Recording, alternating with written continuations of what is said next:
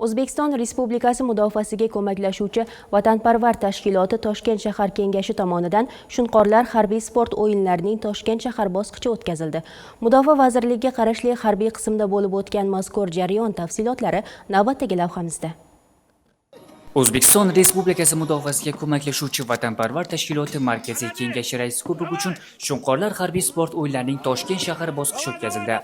Unda Toshkent shahrining tuman va shaharlardagi umumta'lim maktablari va texnikumlarda tahsil olayotgan o'quvchilar va talabalardan tashkil topgan 12 ta jamoa ishtirok etdi.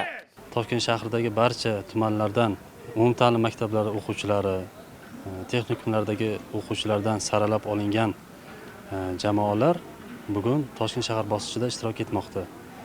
Ushbu musobaqada g'oliblikni qo'lga kiritgan jamoa mazkur musobaqaning respublika bosqichida Toshkent shahar nomini, sharafini munosib himoya qiladi. 17 yoshdan 22 yoshgacha bo'lgan yoshlar 3 klubdan iborat sinovlardan o'tkazildi. Harbiy vatanparvarlik blokida jamoa a'zolarining O'zbekiston tarixiga doir bilimlari tekshirildi. Shuningdek, saf qo'shig'i va biz bir jamoamiz ko'rik-tanlovlari o'tkazildi. Harbiy amaliy ko'p kurash blokida jamoalar pnevmatik quroldan o'q otish, o'quv grantasini uzoqlikka uloqtirish va harbiylashtirilgan estafeta doirasida yoshlar AK-74 avtomatini qismlarga ajratish va yig'ish hamda gazga qarshi niqobni kiyib belgilangan masofaga yugurish shartlarini bajardilar.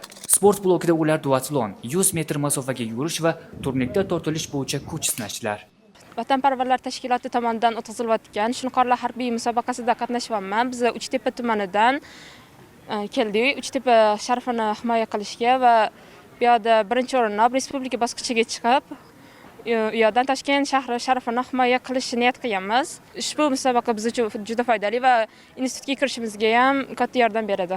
Faxrli o'rinlarni egallagan jamoa a'zolariga vatanparvar tashkiloti Toshkent shahar kengashining hamda O'zbekiston yoshlar ittifoqi Toshkent shahar kengashining esdalik sovg'alari topshirildi.